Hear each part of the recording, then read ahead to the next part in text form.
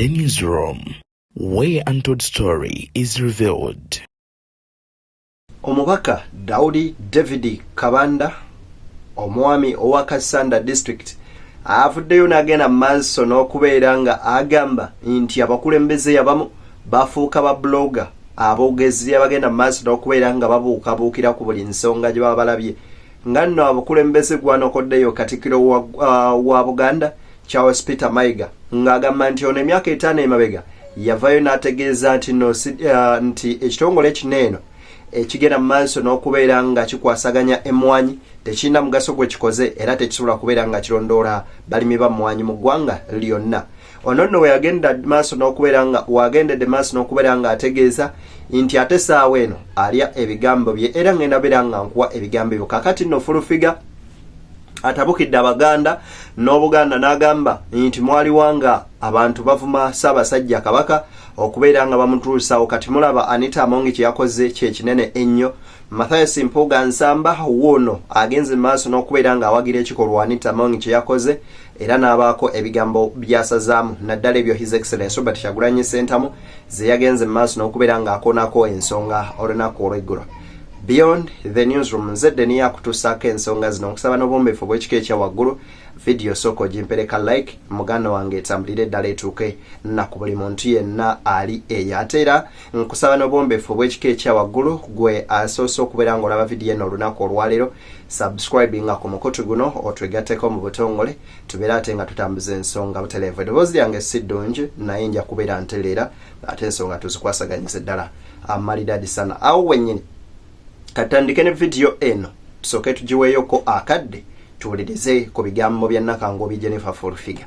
Njagala kwogera ku kintu kya coffee ne wekitiibwa Anita Amongi.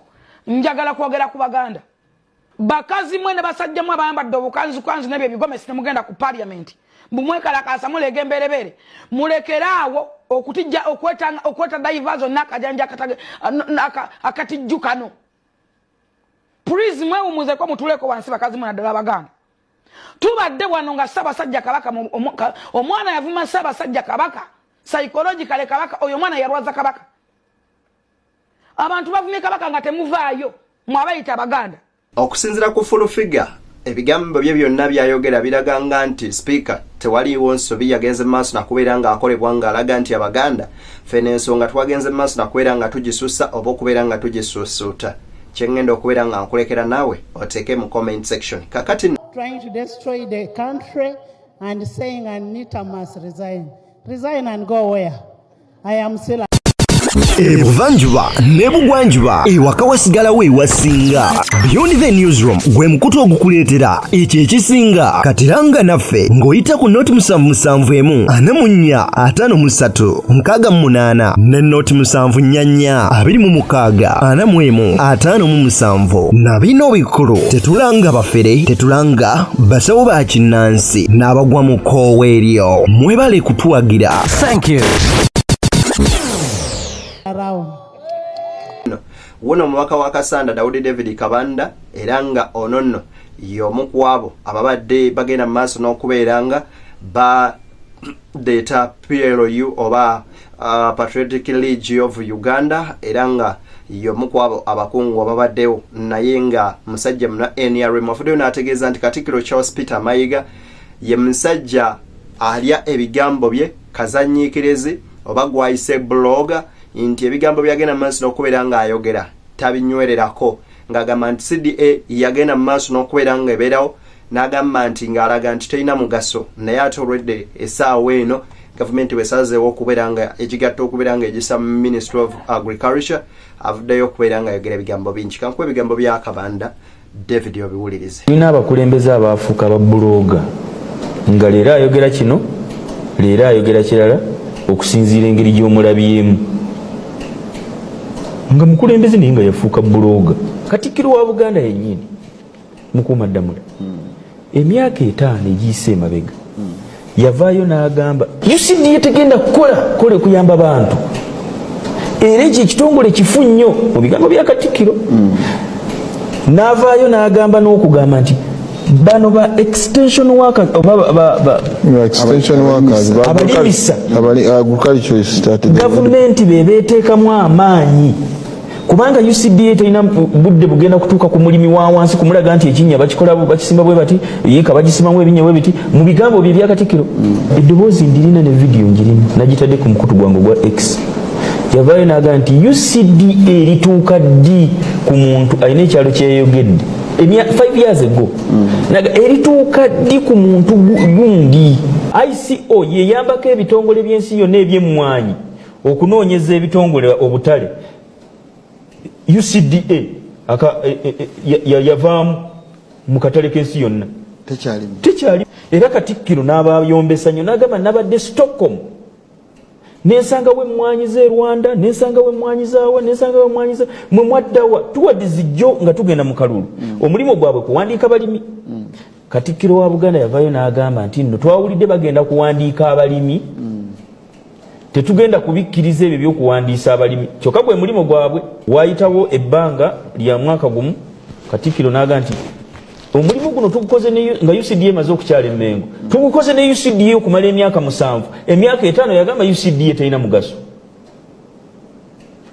kati njagala ngogenda okumala wano ye nnyini n'avaayo n'agamba nti yasooka n'agamba nti muwandiisa abantu kati ate yagamba muwandiise abantu abalimi b'emmwanyi kubanga ebitongole by'ebweru biraba b'emmwanyi wazirima mu bibira kakati nno His Excellency Robert Kyagulanyi Ssentamu olunaku lw'egyo yabadde agenda maaso n'okubeera ng'ayogerako eri bannamawulire n'okubeera ng'ayogerako eri eggwanga naddala ku nsonga ezigenda maaso n'okubeera nga zitambula ate nga ze ziruma bannayuganda y'ensonga ey'emmwanyi kubanga y'omu ku abo bagamba nti bo ba victims olw'ensonga baakulira ku mmwanyi nga ze zituyamba okubeera nga obaolyawo tutuuka wano nno we yasinziridde n'ategeeza nti abakulembeze abamu beesuuliddeyo gwa Nagamba era tebagenze mu maaso n'okubeera nga bayimusa ddoboozi lyabwe wano nno Mathias Mpuuga Nsamba wagendedde mu maaso n'okubeera nga amwanukula wabula kansooke nkuwowulirize ebigambo bya Bobi Wine.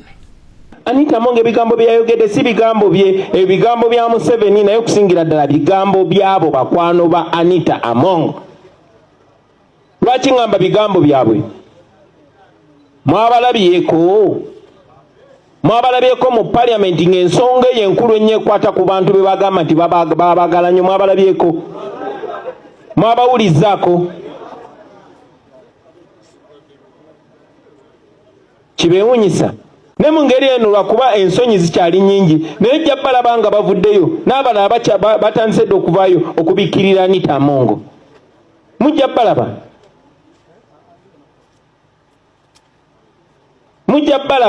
nga bafuba nnyo okubakonvinsinga mmwe okubalaga nti omuntu abanyigiriza gye mukwano gwammwe ate omuntu agezaako balwanirira gye mulabe wammwe mujja kubalaba nga bafuba nnyo tekyewunyisa yagadde bajjukiza nti abantu abafaanana bwe batyo bassebo ne bannyabo bye boogera just tebiba birowoozo byabwe nti anze ndowooza bwe nti ebirowoozo byange byawukana ku bibyo no.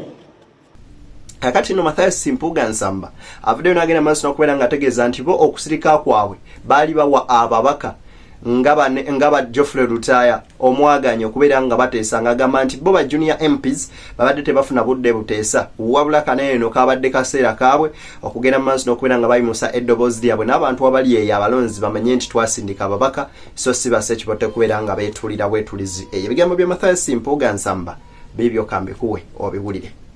Tuleka okuteekawo mbeera yakulunga lugezigezi nti gundi yali ku nsonga eno ntagiriiko.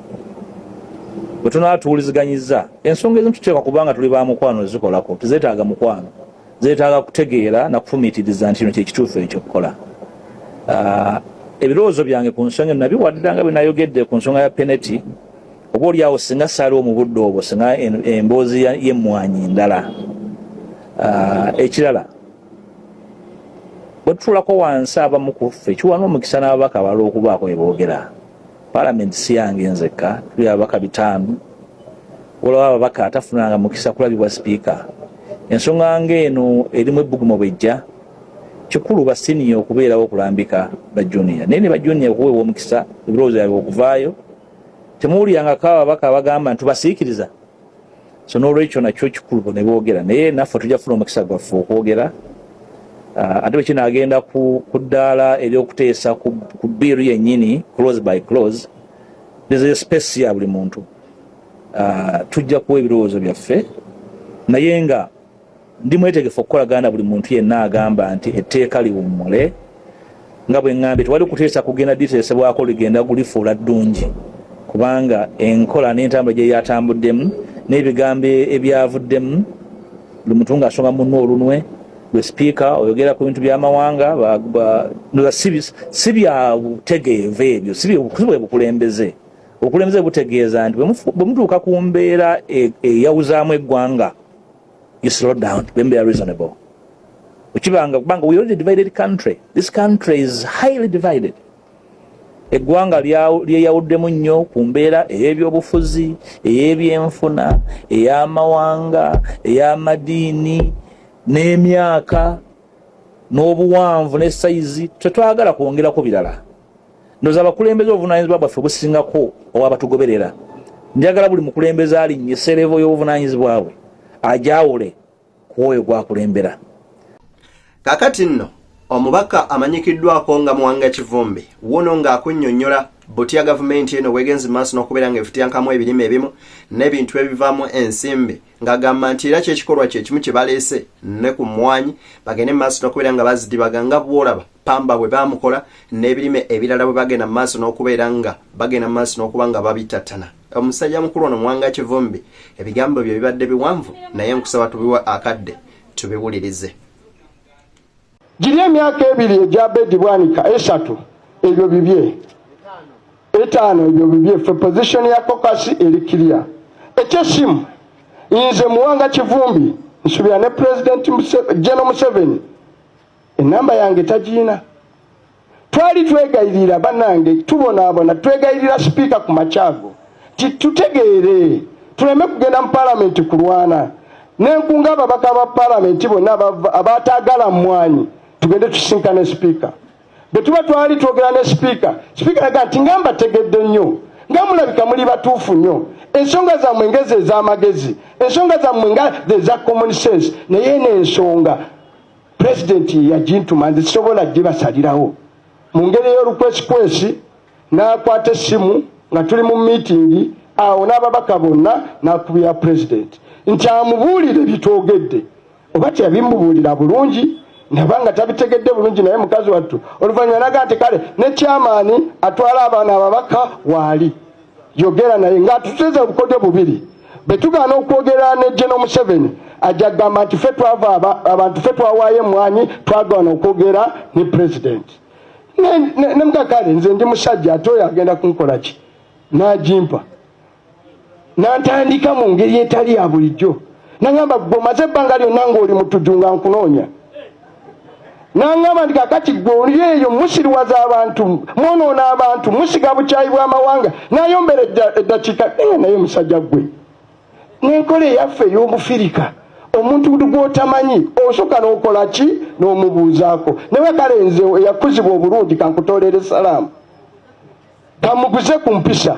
Bwe namubigiza ku mpisa olwo n'addamu ak'omuntu kale ogamba ki? Ne munnyonnyola bye mbannyonnyodde ku mmwanyi. Kyemwanyi giveeko togikwatako, y'abantu baffe, ye maama, ye taata, ye tubeezaawo, gireke. Ne munnyonnyola by the way wakati w'emmwanyi n'amafuta.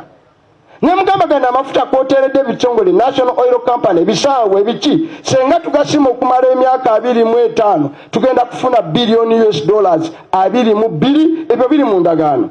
Billion dollars 2 mu meka mu 2 okumala emyaka 2 mu ki mu 5 si buli mwaka mu myaka 25 billion dollar 2 mu 2 ngolo bagambe dola baro ya mafuta ejagula dola 5 olwaleero baro egula 10. Noyekya amafuta gano gonna ge mulaba bakuba jjejerebu bakola biki tugenda gafunamu billion dollars ng'eggwanga kubanga endagaano mbi nabanyonyola ddanga ndi finance minister ti amafuta Museveni yagatunda tetunakola ki tetunalaba oyo General Museveni tugenda funamu busente butono nnyo. Emmwanyi leero twaleese 1.4 billion betunafuna million bags 20 tugenda kuba tulina billion 3 the trillion 10 buli mwaka. bwe bityo ebigambo bya Muwanga Kivumbi kakati awo wennyini nzikirize era nkwongerereko ebigambo bino ebya Mathias Mpuuga Nsamba tubiwe ku budde tubiwulirize ate oba oli awo tubeeko kye tubijjamu. Omuntu yenna akolerera okukakanya Buganda eri muti waggulu bweti okugisikayo ekkenawo olina okubanguka. So n'olwekyo alowooza ekyo kyonna nti kyakola ate okubanga alina ekizibu. Bwe mba ndi waggulu bwe nti wera kunsa wansi olina kusooka kulinnya ddala naawe erikka nange ne ndyoka nzika. Ekizibu ekibeerawo nti bwengwa nnyinza okukugera n'otavaawo. Emmwanyi si za ministry si za kitongole kya UCDA ekikola ku mutindo n'ebirala naye z'abalimi z'abasuubuzi emmwanyi z'abanywi ba kaawa n'abafaanako bwe batyo n'abaguzi abalimi ebigimusa n'ebirala bonna ba stakeholder. N'olwekyo nze ndowooza nti mu mbeera gye tulimu ng'etteeka lifuuse kalibattanya omuntu amanyi eby'ensonga atta ebigere n'alijja mu ddeebo. Ekirungi nti amateeka gafuga paalamenti gakkiriza nannyini bbago naye liba liri ku ndeboolebo yakuyisibwa okulizza emabega. Naye tukyalinayo emitendera ebiri mu tteeka lino lyala kuwa amagezi ag'ekisa gy'ekikulu etteeka liggira liwummuddeko. Kiwe bannannyini mmwanyi benjogeddeko waggulu omukisa okw'ebirowoozo byabwe.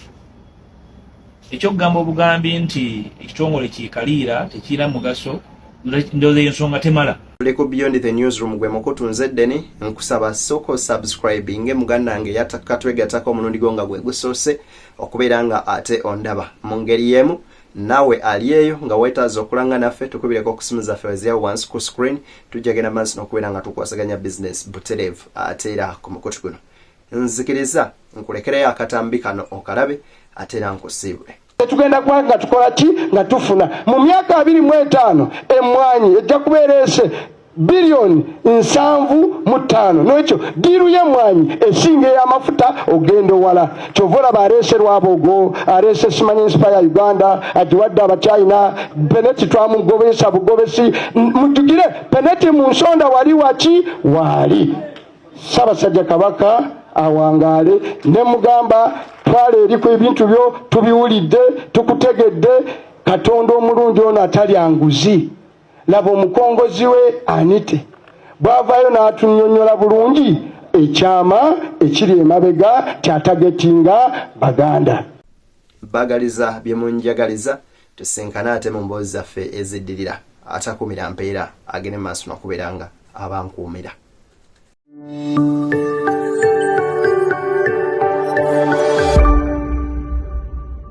Beyond the Newsroom, where untold story is revealed.